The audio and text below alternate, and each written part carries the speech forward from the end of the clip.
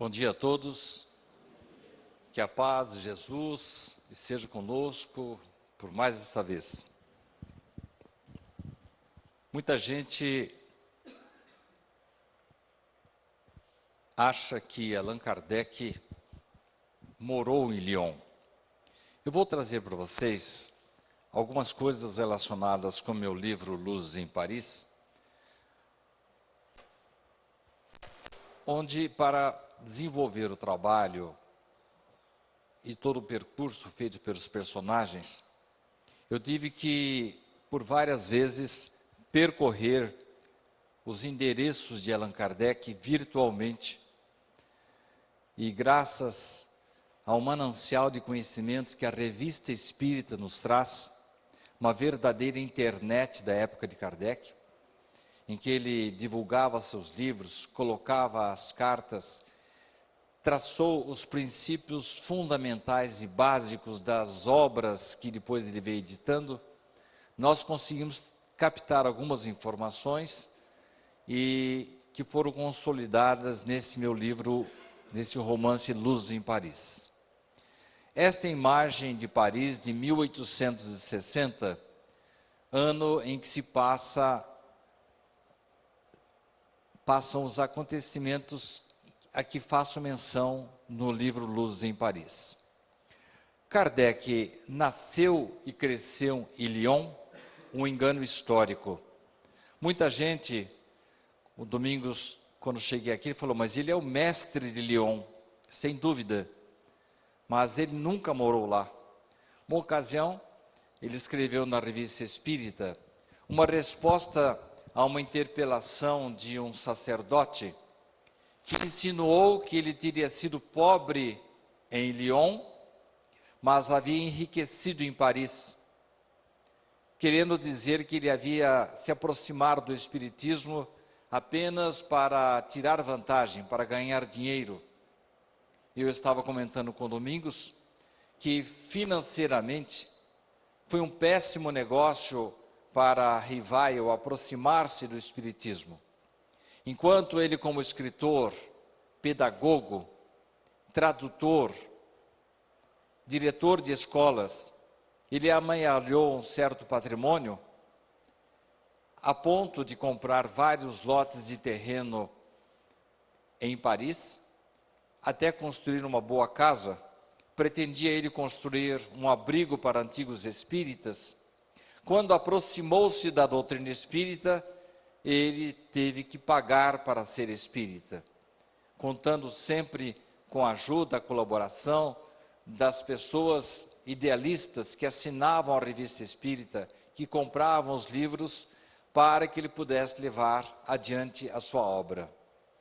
Não sei como podem ter dito que eu fui pobre em Lyon, porquanto jamais morei lá. Jean-Louise Duhamel, a mãe de Rivail, encontrava-se em Paris, temporariamente em tratamento, na fase final da sua gravidez. Rivail nasceu em Lyon, por acaso, porquanto ela foi para esta casa de repouso, no final da sua gravidez. O pai de Rivail encontrava-se em Paris, e na certidão de nascimento dele, eu fui encontrar como testemunhas o chefe desta clínica que está aqui atrás e alguns enfermeiros. Nem mesmo o próprio pai de Rivail pôde participar da inscrição do nome dele, porquanto ele se encontrava fora dali. Rivail nasceu em Lyon, mas passou a sua infância na cidade de Bourg, em Bresse, pertinho de Lyon. E ele, o máximo que ele fazia era caminhar entre Bourg e Bresse e uma outra cidade chamada Saint-Denis-le-Bourg, onde morava a sua avó materna, Charlotte Bochart. Aliás, graças a Charlotte Bochart, ele, aos 10 anos de idade, pôde ir para Yverdon, na Suíça, que hoje se chama Yverdon-les-Bains, por causa das suas águas que atraem os turistas. Como que ele foi para a Suíça, se naquela época só quem tinha bons recursos financeiros saía de Paris, saía da França para estudar. E por que ele foi? Foi porque Napoleão Bonaparte, quando se autoproclamou imperador da França, para que ele pudesse precaver-se contra idealistas que talvez pudessem querer derrubar o seu governo, ele insistiu para que os conhecimentos nas escolas francesas fossem bem limitados. Falar em Rousseau, nem pensar. Então, quem queria que seus filhos tivessem uma boa formação intelectual, tinha que tirá-lo de Paris. E o maior educador de todos os tempos estava exatamente aqui, em Yverdon, Johann Pestalozzi. Foi ali que Rivaio adquiriu o espírito de pesquisa, a prudência, o método experimental, o bom senso que caracterizaram Rivaio nesta célebre escola do pedagogo Johann Henrique Pestalozzi, e que imprimiu desde 1855, quando aproximou-se do fenômeno espíritas, nas suas obras, nos seus trabalhos, nos seus artigos, na Revista Espírita. Denizar não tinha avós paternos. Quando seus pais se casaram, os avós paternos já haviam desencarnado. Benoît Marie Duhamel, o seu avô materno, morreu guilhotinado em Lyon como contra-revolucionário em 1794, antes de Denizar nascer. O pai, Jean-Baptiste, em 1807, quando Denizar tinha entre 2 e 3 anos, foi considerado desaparecido e presumidamente morto na Guerra da Espanha. Alguém vai estranhar, porque consta de várias biografias que o pai de Kardec estava ligado à área jurídica. Sim, mas naquela época, quando havia uma guerra, não havia quem fosse poupado. E ele foi para a guerra e morreu na Espanha. O próprio Rivaio, se vocês pegarem a certidão de casamento dele, ele precisou da autorização da mãe dele, porquanto o pai estava desaparecido, e precisou da autorização do chefe do destacamento militar em que estava engajado o Rivaio. Rivaio era militar nesta época. Estava em licença e depois ele jamais exerceu a função militar, mas era militar na época do seu casamento. Então o chefe do destacamento dele, mais a mãe, que autorizaram o seu casamento. Como então Rivaio conseguiu estudar na Suíça? Graças à pensão poupuda que recebia a sua avó. Ele foi criado pela avó e por sua mãe e um tio que morava também em Saint-Denis-le-Bourg. Esses são alguns dados que a gente fala rapidamente no livro. E no meu livro eu cito também os irmãos de Rivaio. Pouca gente sabe que Rivaio teve irmãos. Não aparecem em lugar nenhum. Por quê? Porque eles nasceram e morreram antes de Rivaio nascer. E no livro eu cito em determinado momento em que os meus personagens se aproximam de Allan Kardec, uma sensitiva chamada Gisele Marie, quando se aproxima já agora de Kardec, ela descreve esses dois irmãos que se encontram no recinto. Rivaio fica assim perplexo. A própria esposa dele, Amélie Gabrielle Boudet, aproxima-se para saber como que aquela menina poderia saber alguma coisa dos irmãos de Kardec. Porque ninguém sabia, não havia nenhuma pessoa viva para tocar no assunto. Da biografia de Rivaio, era possível que ela conhecesse, falar o nome dos pais, dos avós, mas os irmãos dele, ninguém sabia disso. Foi uma prova da mediunidade dessa menina, no momento em que ela teve contato, o primeiro contato com Allan Kardec. Este foi o primeiro endereço em que Rivaio morou quando veio da Suíça. Rue de la Harpe, Rua da Harpa. Ele morou aí quando tinha 18 anos. Então consta de várias biografias em que em 1822 ele se encontrava nesta rua, neste local exatamente. Desculpe, nesta rua. Em seguida, ele morou na rua de Vaugirard, número 65, entre 1828 a 1832. Foi um período de intensas atividades profissionais, como educador, pedagogo, e teve mudanças marcantes na sua vida pessoal. Vejam só, não sei se vai dar para vocês verem, que o slide está um pouco ruim. Aqui está escrito assim, Paris, Livraria Dentu, que fica no Palais Royal, no Palácio Royal. E aqui embaixo, o endereço em que se encontrava, em que morava Rivaio, na rua de Vaugirard, número 65, 1828.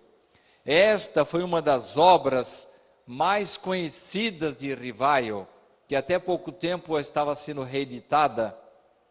Ela foi traduzida para vários idiomas. Kardec era um profundo conhecedor da língua alemã, da língua inglesa, era um tradutor de mão cheia. E tinha ao seu lado também, dentro da sua casa, convivendo com ele, uma tradutora inglesa chamada Anne Blackwell. Daqui a pouco eu vou falar um pouquinho dela também. Mas vejam aqui que esta obra, Plano Proposto para o Melhoramento da Educação Pública, olha como que ele assinava o livro dele, H.L.D. Rivaio. Era, como é até hoje na Europa, a tendência de se tratar as pessoas sempre pelo sobrenome.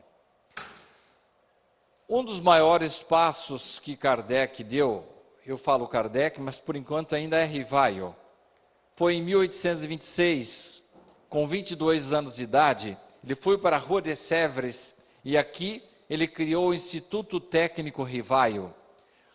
Os princípios fundamentais que Rivaio apreendeu com o mestre Pestalozzi, ele trouxe para cá, e à noite, depois de casado, ele e a Amélie Boudet, que era professora também, ministravam aulas para jovens pobres que não jamais teriam condição de ter contato com a pedagogia lá de Pestalozzi, da Suíça. Uma ocasião, o senhor Patier, agora nós estamos falando da Rua de la Grange Batelier, que é o primeiro endereço que consta de uma obra básica espírita, está no livro Obras Póstumas. Numa noite de maio de 1855, o professor Rivaio foi convidado pelo senhor Patier para visitar os fenômenos que iriam acontecer neste local que está essa setinha aqui, na Rua de la Grange Batelier, número 18. Mal esperava Rivaio que quando ele passasse por esta porta, ele iria ter escancaradas outras portas da filosofia espírita. Eu vou me deslocar um pouquinho, se você quiser me acompanhar. Só para falar que quando Rivaio foi procurado para comparecer à primeira reunião, não espírita, reunião de fenômenos mediúnicos, ele foi convidado por um senhor de um verbo muito ardoroso, um corso, que falou assim com muito entusiasmo das mesas que giravam, pulavam e subiam. E Rivaio disse, olha, eu não vejo assim muita graça nisso, porque, como você sabe, os dois faziam parte de um grupo que estava aprendendo, desenvolvendo e seguindo os princípios de Mesmer, o magnetismo de Mesmer. Rivaio fazia parte dessa sociedade. Dentre todos os títulos que eu tenho dele, há uma placa mostrando a intensa participação dele. Parece que a espiritualidade já o estava preparando para o que vinha a seguir. Pois bem, esse senhor diz, As mesas giram, sobem, pulam. Não vejo assim muita vantagem, porque se você magnetizar um objeto inanimado, ele pode vir a se mover, conforme muitas experiências que já haviam acontecido com Mesmer. Aliás, quem for estudar Mesmer, no meu livro eu trago alguns detalhes, coisas assim que não tem muito a ver com doutrina espírita, é uma mistura danada ali. Kardec fez esse trabalho maravilhoso de filtrar as coisas positivas de Mesmer e trazer para o livro dos médiuns aquilo que efetivamente estava sendo avalizado, endossado pelos espíritos, separando o joio do trigo. Numa outra ocasião, este senhor, este corso ardoroso, diz: temos uma coisa agora muito mais extraordinária. As mesas não apenas se movem, não apenas se levantam, não apenas se movimentam, mas falam. Aí Rivaio disse: agora o senhor está me falando de uma outra coisa que eu terei que ter muito cuidado. Até que me provem que uma mesa tenha cérebro para pensar, nervos para sentir e possa se tornar sonâmbula, permita-me, caro senhor, considerar o que o senhor está me dizendo como uma história da carochinha. Mas, tempos mais tarde, depois desse contato com esse ardoroso senhor entusiasmado, ele encontra-se, aí sim, com um senhor muito mais calmo, o senhor Patier, que o levou para a residência da senhora Pleine Maison, e lá sim ele passou a encontrar-se, a conversar, a dialogar com os espíritos. Diga-se de passagem, caros irmãos, que uma das primeiras vezes em que Rivaio compareceu a uma dessas reuniões, ele levou no bolso cerca de 10 perguntas que ele fez e de cujas respostas não tinha conhecimento, prevenindo-se para uma eventual leitura da sua mente, para saber se os espíritos efetivamente conheciam a resposta das perguntas que estavam aqui no seu bolsinho. E antes mesmo de ele enfiar no bolso para fazer as perguntas, os espíritos começaram a responder às perguntas que estavam ali, com respostas que eram desconhecidas de Rivaio. Este foi um dos pontos fundamentais para que Rivaio se convencesse de que ali havia uma coisa muito séria, alguma coisa vinda da espiritualidade em favor da humanidade, uma verdadeira mensagem nova. Tomando o cuidado de fazer perguntas cujas respostas não eram do seu conhecimento. Porque ele pensou: eu faço a pergunta, tenho a resposta na minha cabeça, o Espírito lê meu pensamento, ele responde, como fazem as cartomantes. Você vai consultar uma cartomante, ela começa a falar coisas que falam: oh, mas é isso mesmo, mas é que está na sua mente, e algumas têm o dom de ler a sua mente.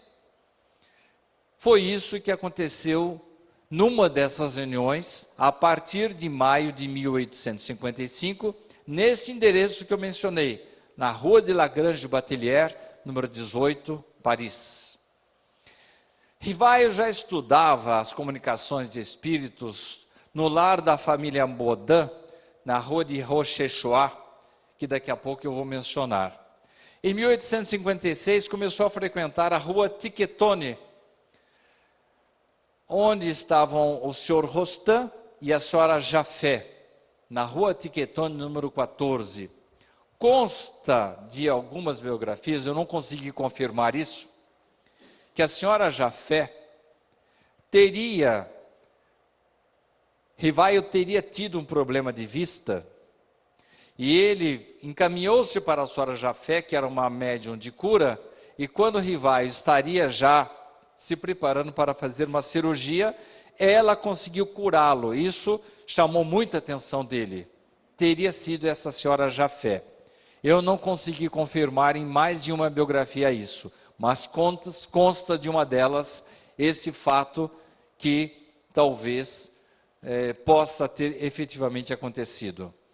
Depois que ele teve algumas sessões privadas na casa da senhorita Jafé, em dias alternativos, era aqui que ele tomava contato com os espíritos.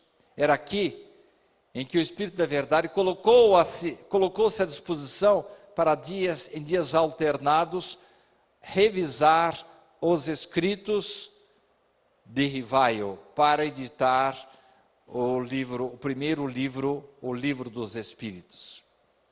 Ainda em 1856, escolheu a Tiquetone para reexaminar o Livro dos Espíritos, que estava então, pela data que vocês estão percebendo, quase concluído. No ano seguinte, ele veio à edição. Diga-se de passagem, caros irmãos, que a primeira edição do Livro dos Espíritos não tem nada a ver com o espiritismo atual. Tinha aproximadamente 501 perguntas. A segunda edição, se a primeira saiu, ela foi plasmada desde antes de Kardec. Kardec se aproximou em 1855. Antes disso, esse pessoal já se reunia e foram colocando em 50 cadernos todas as anotações. Por isso que quando Rivaio, em 1855, se aproxima, em apenas 2 anos, 1855, 1857, ele consegue editar o primeiro livro dele. Quem é escritor sabe que um livro do porte de O Livro dos Espíritos jamais poderia ter sido editado em 2 anos, a não ser que viesse já pronto da espiritualidade. Mas teve a participação dele com as perguntas. Com base naqueles 50 cadernos que Rivaio recebeu quando se aproximou. Por que entregaram de mão beijada para ele? Porque eles perceberam que as sessões que antes eram fúteis, destinadas simplesmente a atender à curiosidade, as mesas girantes, elas se tornaram uma atração na sociedade parisiense. Essas atrações eram contabilizadas por invernos. Se a atração fosse muito boa, ela duraria 2 invernos.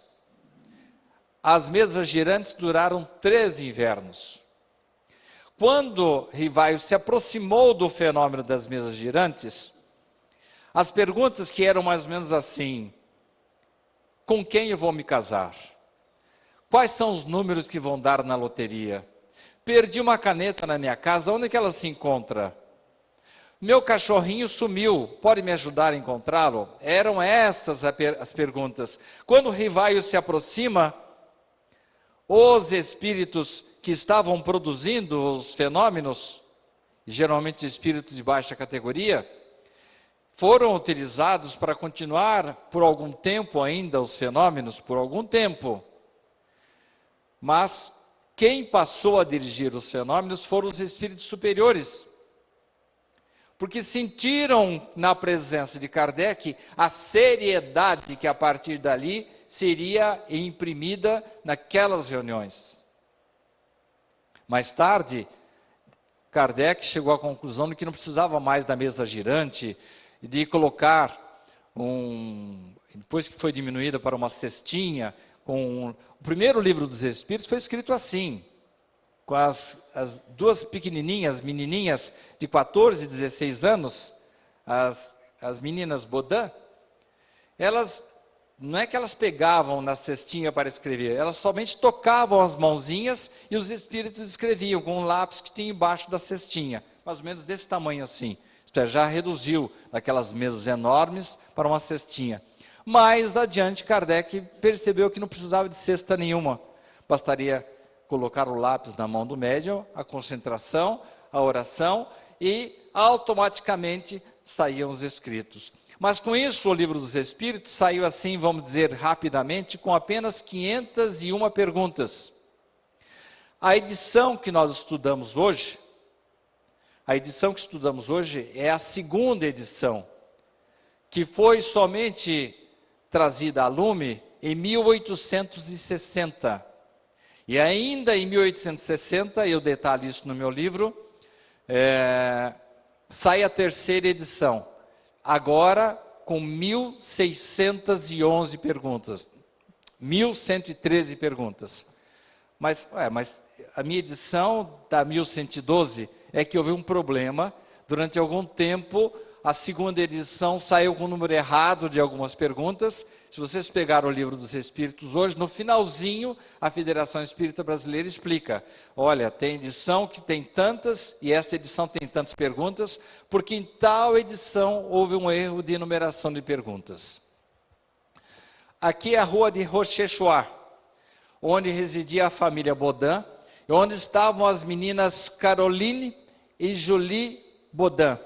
Eu já falei a data, a idade delas, mas vocês podem repetir para mim? Que idade que elas tinham? 14 e 16.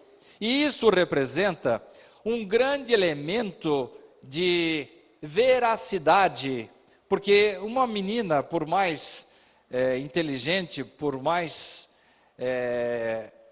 condição intelectual que tenha, uma criança de 14, 16 anos, jamais poderia receber aqueles espíritos, o conteúdo daqueles espíritos luminares que vieram para corroborar, para consubstanciar a obra de Kardec. Duas crianças, praticamente, de 14 e 16 anos, editaram a primeira obra.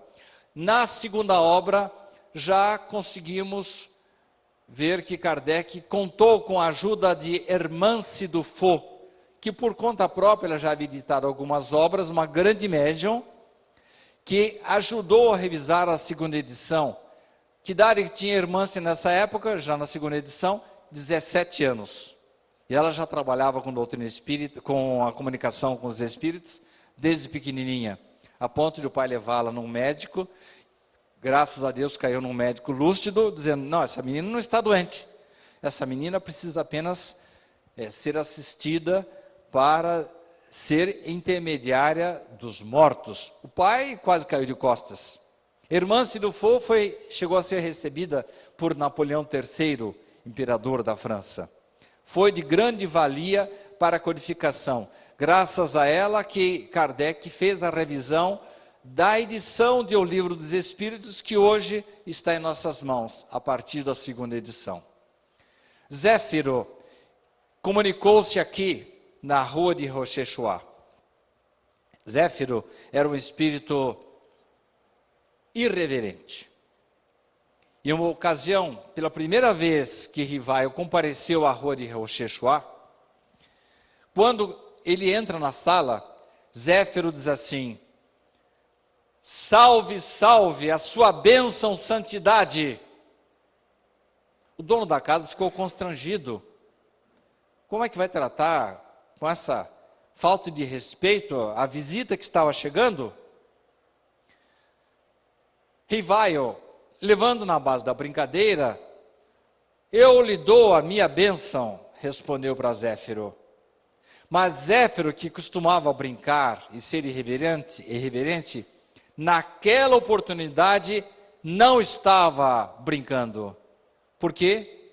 Porque ele reconheceu na entrada de Rivaio àquela reunião, reconheceu o seu antigo sumo sacerdote, da época em que ele se chamava Allan Kardec,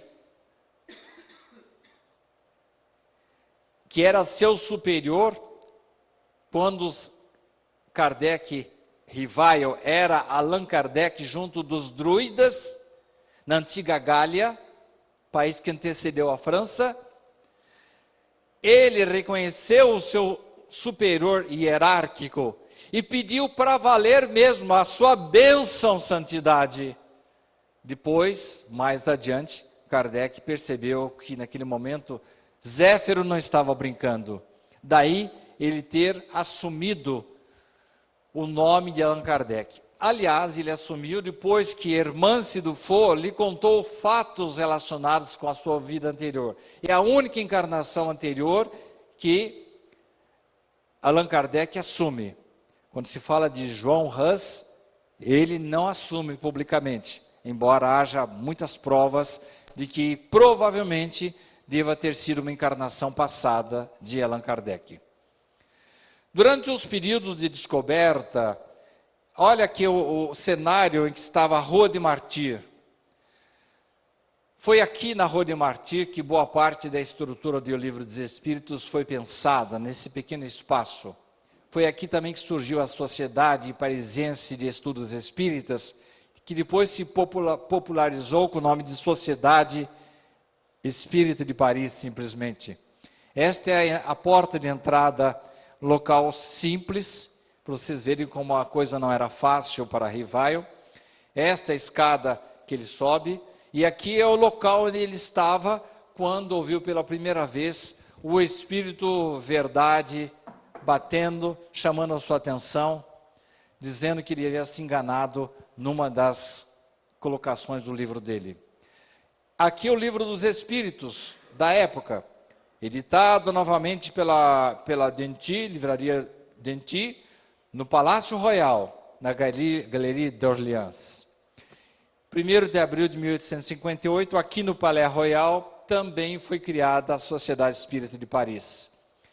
Em 1860, graças à doação de uma senhora, uma viúva que recebeu uma herança, e havia sido beneficiada com os ensinamentos da doutrina espírita, eles conseguiram ir para a Rua Sainte-Anne.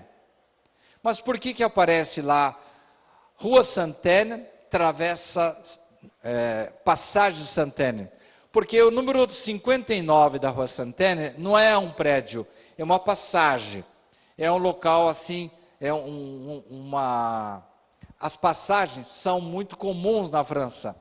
Entre um prédio e outro, não há um corredor a céu descoberto. Eles cobrem e utilizam-se do local. Aqui no fundo não dá para ver, mas atualmente existe um shopping. Aqui subia Allan Kardec para o seu último endereço, na Rua Santana.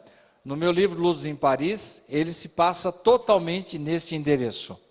Aqui é a porta que ele subia. Vila do Seguir. Aqueles terrenos que eu falei para vocês, Kardec comprou aqui, quando ele era Rivaio. Comprou 3 lotes de terreno.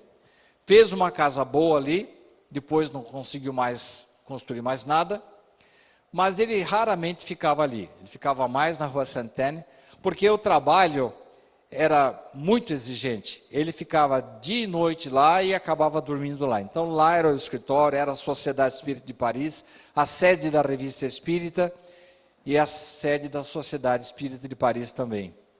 A Rua de Lille, para onde ele estava mudando a sede da Sociedade, sede da Revista Espírita, quando ele desencarnou, em março de 1869, naquele endereço que eu falei para vocês. Ele jamais se utilizou deste local. Ele preparou tudo, depois os seus sucessores levaram adiante o trabalho. Vou falar um pouquinho agora, eu falei de Luzes em Paris, que eu lancei em janeiro, e agora Luzes em Paris, Luzes no Brasil, que lancei agora em setembro. Vou falar rapidamente de quem me ajuda muito nos livros. Aqui estão os revisores, Ailton Paiva de Lins, José Mauro Progiante de Bauru e o professor Edson de Oliveira. Este é o capista, Milton Puga. Graças a ele, hoje eu tenho, só tem 2 livros que ele não fez minha capa, mas ele fez Luzes no Brasil, Luzes em Paris, Dr. Galton, Restaurador de Passados, que é o romance também, Em Sintonia com o Amor, que é o livro que eu falo do Sermão da Montanha, este livro dirigido às mães, Amor Puro e Verdadeiro, e o meu primeiro livro de 2012, Reencontro. Esta é a equipe lá da editora SEAC, responsável para espalhar os livros lá editados por todo o Brasil. A primeira novidade desse livro é que ele também é e-book. No mundo inteiro, os espíritas estão tendo acesso através da Amazon. A segunda novidade é que ele se tornou um audiolivro. A partir de agora, todos os livros, foi iniciativa nossa, inclusive o Simonetti aceitou a sugestão, todos os livros meus e do Simonetti estão saindo já com audiolivro. Vou passar um trechinho rápido para vocês do audiolivro, que já vai junto com o livro também. Luzes no Brasil, de Sidney Fernandes. Teria fundamento a notícia de que milhares de franceses passaram a nascer no Brasil a partir da última quadra do século XIX? Nosso país teria condições ideais para acolher a revolucionária mensagem de Jesus? As luzes que brilharam na Paris do século XIX agora iluminam o solo brasileiro. Dentro do nosso SEAC, nós temos uma senhora com uma voz muito bonita que ela anuncia os capítulos do audiolivro, é a Leda. Capítulo 1. Redatora-chefe. E aqui um trechozinho do primeiro capítulo na minha voz. Gisela é a redatora-chefe do Diário da Região, um jornal de grande tiragem e que goza o respeito das comunidades com grande influência econômica e social. Tem, sob o seu comando, um verdadeiro exército de redatores, repórteres e fotógrafos. Esta é a equipe da Rádio e TV SEAC. E agora nós vamos passar para uma outra parte do trabalho, em que o Domingos Zibelli vai fazer algumas perguntas para mim a respeito do livro Luzes em Paris. Eu espero que ele faça só as perguntas que a gente combinou, né? Porque eu conheço bem o Domingos. Mas fique à vontade, Domingos. Então, Sidney, vamos começar por essa pergunta. Acho que você está sem som, hein? Está saindo o som dele? Tá, vocês estão ouvindo? Você já está querendo me confundir. Não, agora está saindo, bonitinho. Seu novo livro parte da ideia de que muitos franceses passaram a nascer no Brasil a partir da última quadra do século XIX. De onde você tirou essa informação? Domingos, quando eu terminei Luzes em Paris, aliás, eu vi ontem uma atriz falando no programa do Serginho, que quando ela termina uma novela, ela fica assim no estado assim meio de nostalgia, com saudade dos personagens.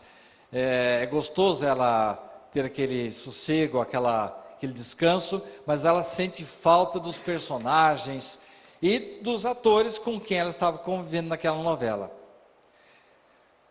Na verdade, Umberto Eco fala alguma coisa desse tipo também, dizendo que quando ele fixava os personagens, os perfis, os personagens caminhavam por aí, iam por aí afora. E depois ele se sentia assim, quando terminava o livro, com saudades dos personagens. Honoré de Balzac, para evitar isso, ele colocou os mesmos personagens em vários livros dele. Ele não queria desgrudar-se dos personagens. Sem querer me comparar com Balzac ou Umberto Eco, ou com qualquer artista da Globo, eu também senti falta dos personagens. E eu cheguei para a editora e falei, olha, eu acho que eu gostaria de conviver um pouco mais com eles. Então a editora falou, então pensa aí numa continuidade do livro, quem sabe você possa, tem tanta coisa na Revista Espírita ainda que você não falou, faça um outro livro sobre Paris.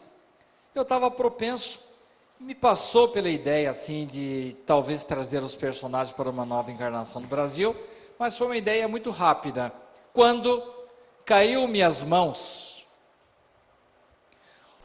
uma reportagem do professor José Herculano Pires, que em 1965, ele tinha um programa chamado, se não me engano, Luzes do Amanhã. Já já eu confirmo o nome para vocês. Ele fazia esse programa em Santos, em São Paulo, na Rádio Mulher, e aqui em Araraquara, na Rádio Saudade. Em 1965, ele pegou toda a equipe e foi para Uberaba, para entrevistar Chico Xavier. E saiu uma entrevista extraordinária, vocês devem procurar na internet. Eu falo um pouquinho da entrevista no meu livro, mas eu não a transcrevo literalmente. Procurem, há respostas de Emmanuel maravilhosas, como se fosse aquele pinga-fogo lá da TV Tupi. No meio da entrevista, fugindo um pouco do contexto, Chico fala para Herculano, professor Herculano, o senhor me dá licença? Muita gente me pergunta Onde é que estão os personagens que conviveram com Allan Kardec no século XIX? Onde estão aqueles baluartes que deram o respaldo, o apoio financeiro, a ajuda para que Kardec promulgasse a sua obra monumental? Emmanuel está me dizendo aqui que a partir da quarta quadra do século XIX, então nós estamos falando agora em 1875, o meu romance se passa em 1860, em 1875 começam a desencarnar os meus personagens. Voltamos ao Chico. Emmanuel está me dizendo que a partir de 1875, muitos franceses, na maioria ligados ao movimento espírita, começaram a desencarnar e reencarnaram, entre 15 a 20 milhões de espíritos, reencarnaram aonde? No Brasil. Gente, alguém me pergunta às vezes, você é médium psicógrafo? Você conta? Não, não sou. Mas de vez em quando os espíritos me dão de bandeja algumas coisas, e esse direcionamento para luzes no Brasil foi assim autêntico, foi palpável, para que eu continuasse com Luzes em Paris, agora em solo brasileiro. Ô Sidney, falemos um pouco agora de seu novo livro, Luzes no Brasil. Um dos personagens mais marcantes no livro Luzes do Brasil é o negro Paulo Americano. Ele foi inspirado em algum personagem real? Ele era o presidente e fundador do primeiro centro espírita que eu entrei no colo da minha mãe ainda, um centro espírita chamado A Serviço do Mestre, numa vila distante de Bauru, chamado Vila Dutra. Então, era uma homenagem ao senhor Antônio José Ferreira, que tinha o apelido de Antônio Americano, porque era um dos poucos negros daquela época que haviam visitado os Estados Unidos. Eu pararia a resposta por aqui. Acontece que algumas semanas atrás, quando eu fui lançar o livro lá no Centro Espírita Serviço do Mestre, quando eu estou, depois de terminar de arrumar o som, eu estou assim, cumprimentando algumas pessoas que estão chegando lá no centro, me aparece um senhor na entrada da porta. Eu havia pedido para a direção da casa convidar os familiares do seu Antônio Americano para virem no lançamento do livro. Eu queria fazer uma homenagem para ele. Mas uma filha já havia desencarnado, a outra estava com um problema, estava colocando um marca-passo, e o rapaz, Adolfo Tabaquini Ferreira, mora aqui em Araraquara. Não deu certeza que ele iria. Bom, eu estou ali me preparando para a palestra, quando me aparece assim na porta de entrada, eu vou exagerar um pouquinho nas medidas, mas é o que eu falo no livro. Me aparece na porta de entrada do centro, um negro de aproximadamente 2 metros de altura e 1 metro de largura. Quando eu bato o olho nele assim, falo: meu senhor, como o senhor parece com a figura que eu idealizei para o meu personagem. Como que é o nome do seu personagem? Paulo Americano. Será que o senhor não está querendo dizer Antônio Americano? Não, peraí. Antônio Americano é o fundador desta casa. Paulo Americano é o meu personagem. Aí eu vejo os lábios desse negro tremerem e dizendo assim, com a voz embargada: eu sou filho do Antônio Americano. Gente, eu despenquei. Eu não havia reconhecido, não havia o Adolfo, não via o Adolfo há 50 anos. Aí nós nos abraçamos, no meio da palestra, eu parei a palestra para dar um livro para o pai dele, naquela noite representado por ele. Então, só isso aí para mim já valeu a edição do livro. Daí, Domingos, eu dizer que Paulo Americano foi inspirado no personagem real. E qual é a ideia principal do livro? A ideia... Você, Sidney, acredita mesmo que o Brasil seja a pátria do Evangelho? Na verdade, nós temos essa obra fundamental de Humberto de Campos, que fala sobre Brasil, coração do mundo, pátria do Evangelho. Muita gente acha que essa pátria do Evangelho vai acontecer assim, de uma hora para outra, quando, na verdade, nós sabemos que, embora estejamos recebendo muitos espíritos luminares no seio católico, como, por exemplo, o Papa Francisco, esse padre Fábio de Mello, o padre Marcelo e vários pastores evangélicos honrados que levam a sério a doutrina, tudo isso consubstanciando junto dos espíritas os esforços para que ocorra realmente esta transmutação da árvore do Evangelho, primeiro da Palestina para a França e depois para o Brasil. Não dá para ter certeza de que a pátria do Evangelho vai acontecer aqui, Domingos, porque depende de nós. Nós, que eu falo da população da terra, para realmente aceitar, assimilar e desenvolver os princípios do Cristo aqui no Brasil. Diga-se de passagem que vários outros países já receberam essa incumbência e eles falharam. Então não é certeza que o Brasil venha a se tornar efetivamente esse gancho para o progresso da terra, saindo de mundo de regeneração para mundo de expiações e provas para mundo de regeneração. Vai depender do nosso empenho efetivo nesse sentido.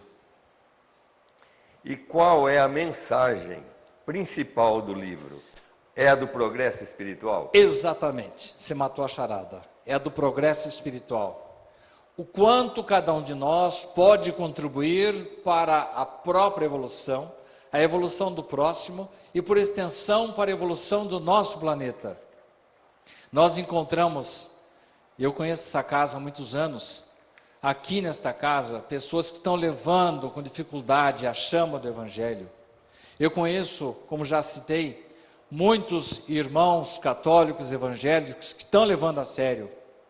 Encontramos no monte daquelas más notícias da Europa, muita gente que está se dedicando, fazendo o melhor possível para trazer a mensagem cristã, consolidar-se de maneira definitiva no nosso planeta.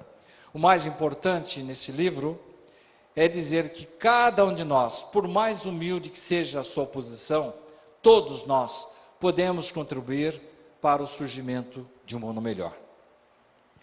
Quero agradecer a Isaura, ao meu querido Anésio, ao Domingos, ao Alain, ao Valdir e todos os outros companheiros da casa que me convidaram para vir nesta manhã aqui. Vocês falaram que não vinha quase ninguém por causa do horário do verão, mas está quase que lotada a casa.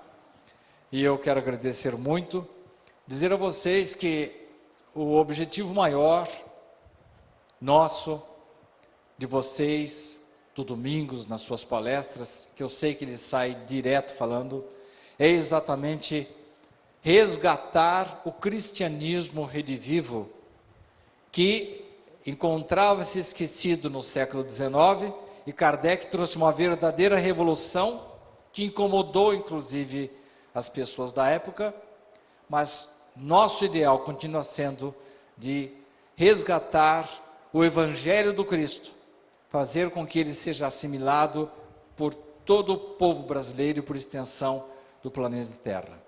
Que Deus nos dê forças para contribuirmos nesse sentido. Muito obrigado.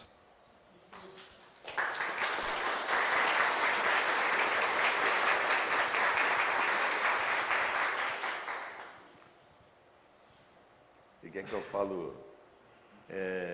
Os livros que ele vai apresentar aí, o Sidney, toda a renda é doada para a editora SEAC, que faz parte do Centro Espírita Amor e Caridade de Bauru. Então ele vai colocar lá e explicar como que funciona os preços, né? Primeiro, o Luz no Brasil, que é o meu romance mais recente, é esse projeto da espiritualidade para o Brasil. Vocês vão ver como que a espiritualidade trabalha nesse sentido, como a gente nem percebe. O livro anterior, Luz em Paris, fala de Allan Kardec e da França do século XIX. Pela primeira vez, um livro coloca Kardec como personagem. E eu lhes garanto que tudo que está no livro foi efetivamente falado por Kardec. O livro anterior também é um romance, Dr. Galton, Restaurador de Passados.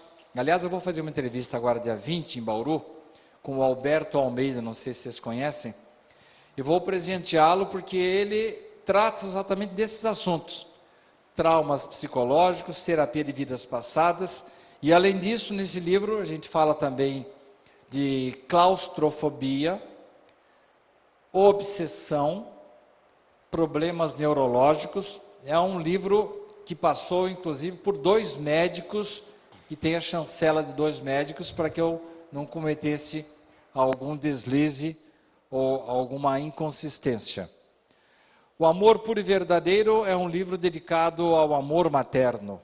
Esses 2 livros, Ser Feliz é uma Decisão, Ser Feliz é uma Arte, são livros de autoajuda, mas totalmente calcados na doutrina espírita. Esse foi meu segundo livro, de 2013, é o Sermão da Montanha, é um livro dedicado, ele é totalmente baseado no Evangelho de Mateus, na parte específica do Sermão da Montanha. É um livro muito indicado, muito aceito para o Evangelho no Lar. E o meu primeiro livro foi o Reencontro, em 2012, com crônicas e histórias. Diga-se de passagem que eu comecei a escrever esse livro na Itália, depois que eu me encontrei com o Divaldo Franco. Meu primeiro artigo para valer mesmo, que foi publicado aqui pela Revista Internacional do Espiritismo, foi o meu contato com o Divaldo em Milão, quando eu escrevi o artigo O Paulo de Tarso de Nossos Tempos, que foi publicado tanto em português como em italiano. Então, foi o que, vamos dizer assim, impulsionou a saída do meu primeiro livro, lá em 2009, para ele ser lançado depois em 2012. Os livros são todos da editora SEAC, nós doamos os direitos autorais, e eles estão fazendo uma oferta especial.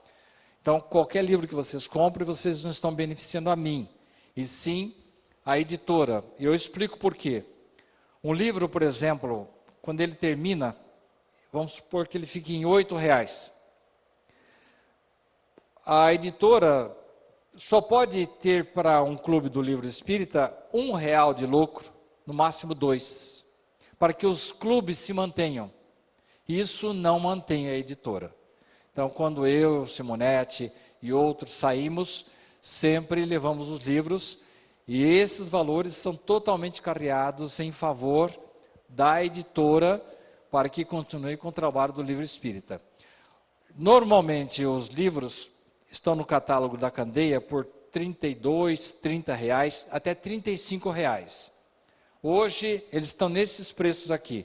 Um livro, o Luz no Brasil, que já vem com o CD, por R$20. Se levarem Luz no Brasil e o Luz em Paris, recebem o CD por R$30. Se levarem 3 livros, R$40, e além do CD que está aqui dentro, mais um CD também, um audiolivro que ajuda muito as pessoas deficientes visuais. Aliás, nós começamos a fazer os audiolivros a pedido de uma senhora totalmente cega, que vai ao nosso centro, ela mora em Iacanga, e ela faz parte do COEM do Richard Simonetti. E ela chegou no meu ouvido e falou, eu queria tanto conhecer seus livros. A partir daí que nós começamos a gravar, e está tendo uma aceitação muito grande, não apenas no meio do deficiente visual. Pessoas que viajam muito, põem o CDzinho e vai ouvindo na estrada. E também assim, a minha esposa, por exemplo, gosta muito de ouvir livros enquanto está passando roupa. Então, ela, quando pode, ela lê, quando não pode, ela ouve o livro. E o maior elogio que eu tive do audiolivro foi o filho de um confrade, um menino que falou comigo lá no centro, uns dias atrás. Falou, olha, estou gostando muito do seu audiolivro. Ele me dá um sono Eu não sei se foi elogio, o que foi isso aí. Gente, muito obrigado. Eu estarei lá embaixo, se não quiserem comprar os livros, para ganhar um abraço de vocês. Muito obrigado. Bom dia para todos.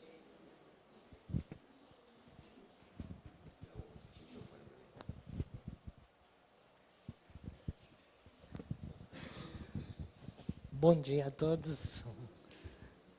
Os outros estão dormindo ainda, será?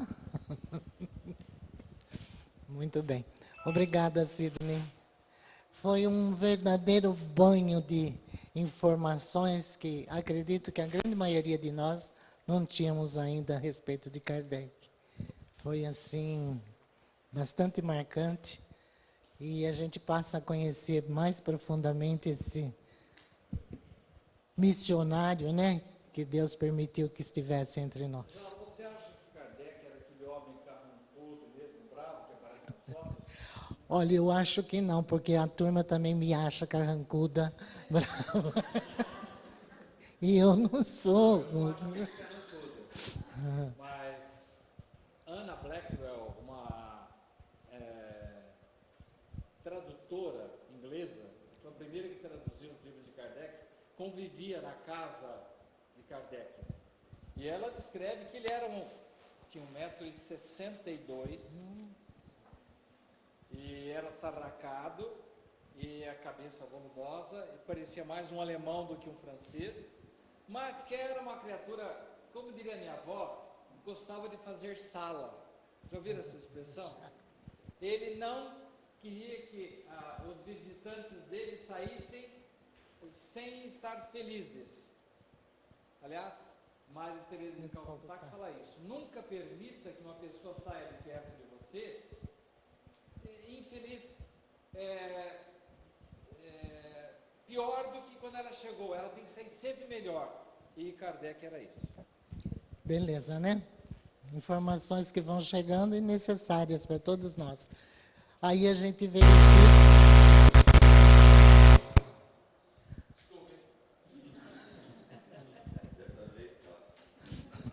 É para fechar com chave do som. A gente verifica, né, a solidez da nossa doutrina. Aí que é importante. Agradecendo mais uma vez ao Sidney, desejando a ele uma longa existência, né, para continuar divulgando essa doutrina maravilhosa. E esteja em breve conosco novamente. O nosso empresário aqui já está acertando. Já está acertando? Ô, Domingos, qual é a sua porcentagem? Eu estou pegando só 30%. Ah, tá. Melhor do que os casos por aí, né? 30% de despesa. A Sandra Fiore está me escalando no ano que vem, em abril. Vou ficar 3 semanas aqui na região. Parece que eu já estou escalado para falar aqui também. Opa! Não sei se você sabe disso. Eu não estava sabendo. Desde que não seja nem 1º de abril e nem 15 de abril. Ela vai entrar. Tá, depois a gente vê. Muito bem. Hoje tem muita gente faltando, que estão tudo lá na chácara, né, com as crianças, participando do evento da evangelização. Porque hoje eu também quero cumprimentar a todos os professores, né? Hoje é dia do professor, e esse evento lá na chácara, tanto é para homenagear as crianças, né, no dia 12, e hoje, dia do professor. Então, todos os professores, o nosso abraço, o nosso agradecimento por essa tarefa árdua, espinhosa às vezes, mas tão